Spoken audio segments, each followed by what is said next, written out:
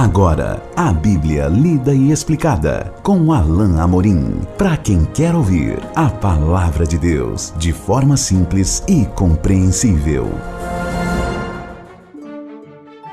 Olá, meu querido ouvinte, minha querida ouvinte, querido irmão, querida irmã que nos acompanha. Estamos de volta com o programa Bíblia Lida e Explicada. Eu sou o pastor Alain Amorim.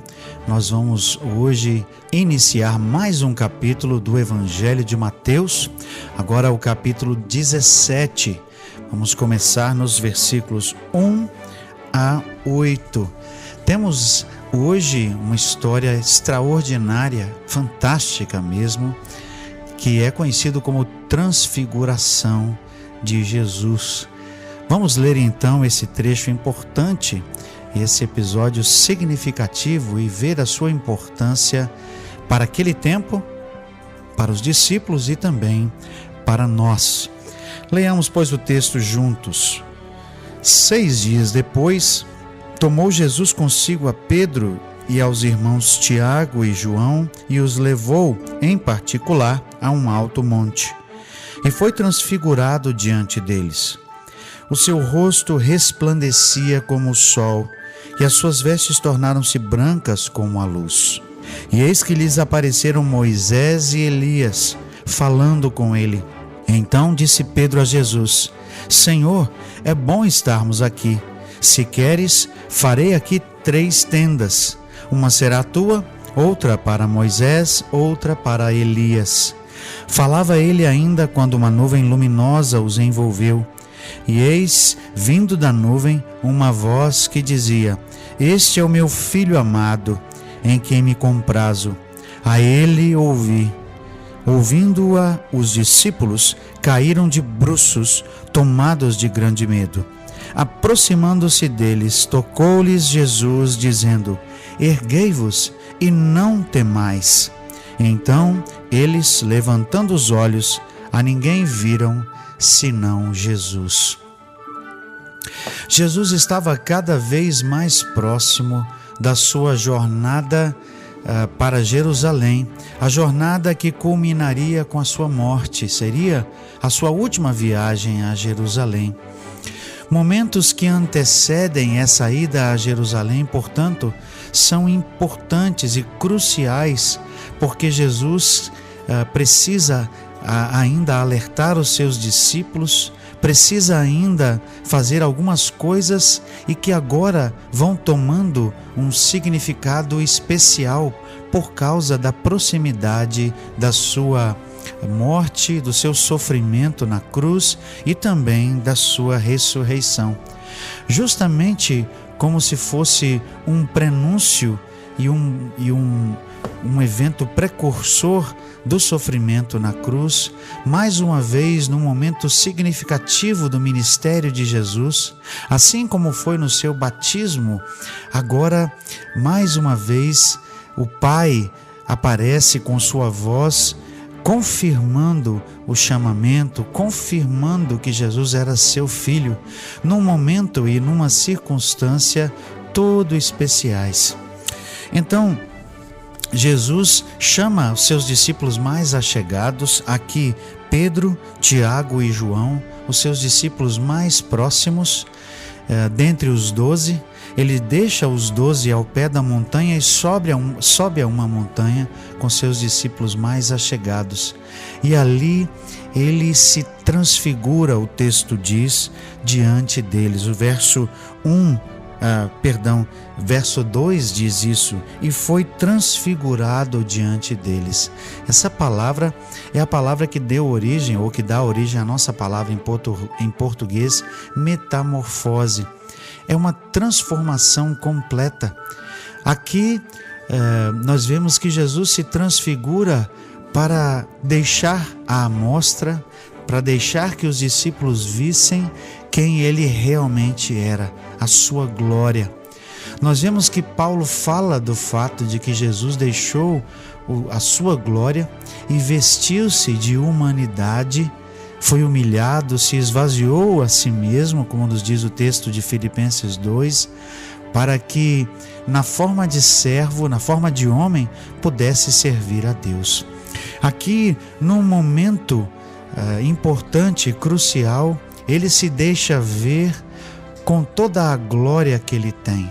Jesus permite que os discípulos o vejam como ele realmente é, e a sua aparência é uma aparência de luz, de glória, uma glória reluzente, como o texto diz aqui. O seu rosto resplandecia como o sol e as suas vestes tornaram-se brancas como a luz. Os discípulos aqui têm a permissão de ver por um tempo quem Jesus realmente era, um ser absolutamente translúcido, reluzente, brilhante. Aqui Jesus deixa que a sua glória seja vista por seus discípulos, ainda que por um tempo. E aquilo certamente deve ter sido algo fantástico, maravilhoso, sublime, que esses discípulos humanos, pecadores, tenham tido a oportunidade de ver o glorioso Senhor Jesus em todo o seu poder. Por um momento já é em si uma coisa fantástica. Mas nós vemos que há mais coisas que acontecem e elas corroboram e concorrem para confirmar a glória de Jesus, a sua missão e o endosso de Deus, o Pai, para a missão que Jesus tinha. Então o texto nos diz no verso 3: e eis que lhes apareceram Moisés e Elias, falando com ele. O texto não descreve como foi essa aparição de Moisés e Elias, mas a identidade desses dois é significativa. Primeiro, a falta de descrição nos leva a entender que eles apareceram em espírito e que eles foram certamente reconhecidos por Jesus. E como nos diz mais adiante o texto, os próprios discípulos os reconheceram também, talvez porque Jesus tivesse mencionado isso. Mas a significação aqui de Elias e Moisés é porque esses dois são figuras que são ligadas a dois momentos importantíssimos na história de Israel. A Moisés nós temos a ligação direta da lei, porque foi por intermédio de Moisés que a lei veio, e a lei era algo extremamente significativo para o povo. E Elias era, pela grande maioria dos judeus, considerado o maior dos profetas. Então nós temos aqui um momento simbólico em que aqueles responsáveis pela lei e pelos profetas, os dois maiores testemunhos de Deus no tempo do Antigo Testamento, estão aqui diante de Jesus. Jesus glorificado, Jesus aqui transfigurado em todo o seu poder e glória diante de seus discípulos, testemunhando do seu poder e como que aqui trazendo também a confirmação de que eles, a lei e os profetas, testemunharam do próprio Jesus. E nesse momento significativo estão aqui para eles estão aqui para endossar também esse momento significativo do ministério, esse momento marcado ou marcante no ministério de Jesus, quando ele está para inaugurar a sua última fase, ou seja, o momento em que ele vai para Jerusalém e vai sofrer. Verso 4, no entanto, diz que Pedro, talvez um pouco alheio e talvez um pouco surpreso, tomado de surpresa e maravilhado certamente com tudo que estava vendo, ele interrompe aquele momento e diz o seguinte: Senhor, bom é estarmos aqui. Se queres, farei aqui 3 tendas. Uma será tua, outra para Moisés, outra para Elias. Pedro sempre nos surpreende com palavras assim diferentes, com momentos rompantes, e aqui certamente mais um deles. Pedro parece querer que aquele momento não termine. Ele quer construir tabernáculos ou tendas para que aquele momento perdure um pouco mais. Mas Pedro é interrompido por uma voz que veio do céu, uma voz que ecoa exatamente aquilo que o próprio Deus tinha afirmado quando do batismo de Jesus. Então, o verso 5 nos informa isso. Falava ele ainda quando uma nuvem luminosa os envolveu. ou seja, a glória de Deus. E eis vindo da nuvem uma voz que dizia: Este é o meu Filho amado, em quem me comprazo. A ele ouvi. A voz interrompe o pensamento e a fala de Pedro, porque Pedro não estava compreendendo a implicação daquilo que estava acontecendo.